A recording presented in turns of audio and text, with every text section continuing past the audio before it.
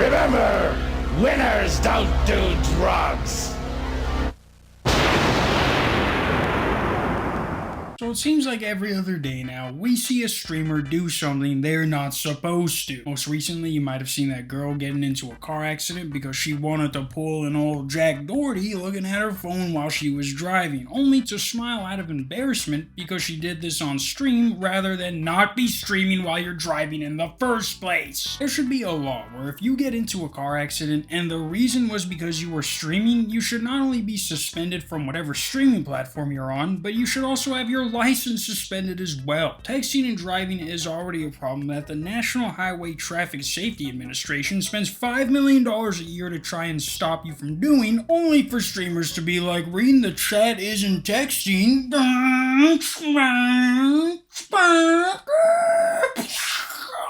That's just something that happened to go viral. Who knows how many incidents like this and or worse go unnoticed because Scuba Ryan and Fearbug didn't post about them. Like for every incident that goes viral, there are 10 identical incidents that get no attention. Like did you know that within 2 weeks of Jack Doherty crashing his car, there were 4 other incidents of streamers crashing their cars on stream that no one talked about? And you know why? Because there weren't, but for that brief moment right there, you thought there were, only proving my point. And it doesn't help that most of these streamers that go viral for essentially breaking the law have a younger audience that they like to brag to about not getting into any trouble for what they did. And it's funny because if you brag about what you did to a bunch of kids outside of being a streamer, you're looked at as a fucking loser. But apparently if you have a camera with you, that makes you a cool guy, makes you the cool guy of the crew. And if you're like, well, not my streamer, the streamer I watch would never do that. They all do that, even when it's not bragging about breaking the law. The most popular streamers right now all have a following who a majority of are no older than a high school senior. But do you think they care? Hell no. And they'll show you how much they don't care right to your face by signing a streaming contract that requires them to gamble on stream when their followers aren't even old enough to get their permit yet, let alone gamble. And even when it's not gambling, there are just some streamers who are so unfit to be an influencer that whatever they're doing is arguably worse than having a bunch of minors watch you gamble. Like I said, they could care less so long as they're getting paid, baby. Like if I knew being a little piece of shit would have gotten someone like Kai Cenat to take me under his balls and mentor me, then my Johnny Sweaty Sack channel would have been pulling Mr. Beast numbers had I known that would have been the outcome. Say what you want about your favorite YouTuber, but I've been doing this for 15 years, baby. But anyways, over the past couple days, I've noticed 2 things. One is this guy, Clavicular. Clavicular.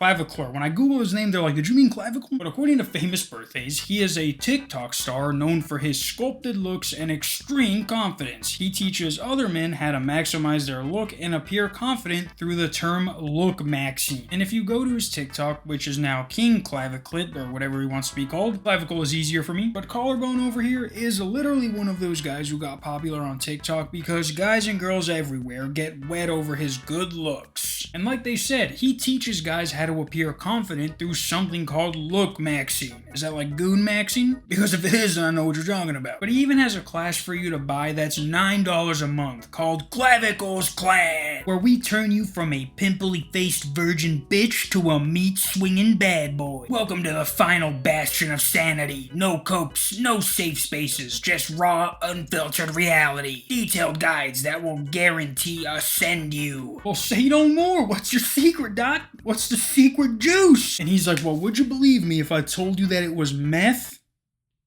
Huh? Amphetamine? Huh? Yeah, over the past 2 days or so, I have seen streamers who usually don't talk about drugs straight up talk about this guy snorting meth like it's some hilarious joke that they know someone who does that. You also, wait, is it true you do meth? Somebody told me you do meth too. I do meth, yes. So I do meth to, basically suppress my appetite and try to get leaner. Like at first I saw this clip of Aiden Ross talking about how he saw with his own peepers Collarbone snorting meth, something he has never seen before. But he says it like he's used to seeing people around him mainlining meth out of a fucking needle. Like he was genuinely surprised that he saw someone snort meth rather than them just casually having meth to snort. I will tell you guys the real truth. I don't know if I'm being a fucking snitch. I've never seen someone snort meth ever in real life. I literally witnessed Clav snort meth. Literally. Witnessed it.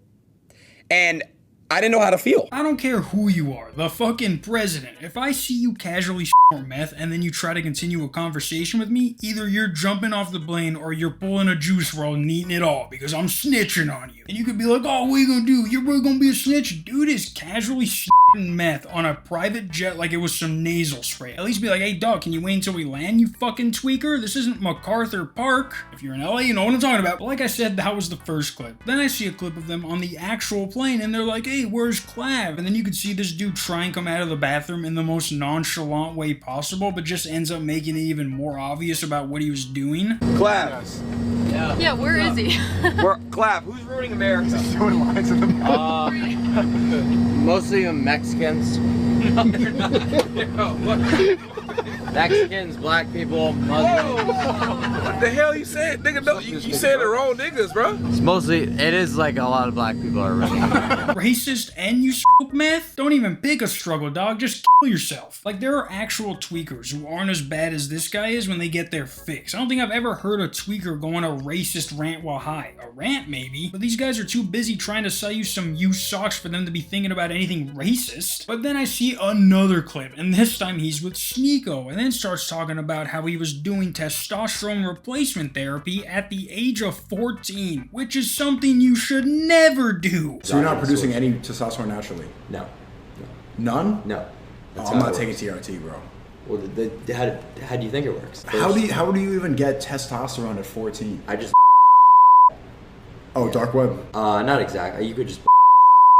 I don't like to talk about like the sourcing. I don't think you should be telling kids where to get TRT, even if it is that easy, which is why I bleeped it out. But if you don't know what he's talking about, testosterone replacement therapy, or TRT, is what UFC fighters like Chael Sonnen and Veer Belfort were using to look like this, only they were UFC fighters and not some fucking TikToker who sells courses on how to look max. Like, they are talking about this like this isn't a big deal when it's a huge deal. There is no instance in any scenario, in any part of the world, where a 14-year-old should be using TRT for any reason. It obviously wasn't so he looked super ripped, and I mean, I haven't seen him with his shirt off, but I'm sure it's nothing a few sit-ups can't accomplish. But then he starts talking about how he does this thing called bone smashing, where he punches himself in the face to give himself micro fractures on his cheeks so that they'll become stronger, like he's a fucking UFC fighter getting hit in the face all the time, only he's a TikTok star known for his sculpted good looks and extreme confidence. Yeah, I know it sounds crazy, but just bear with me here.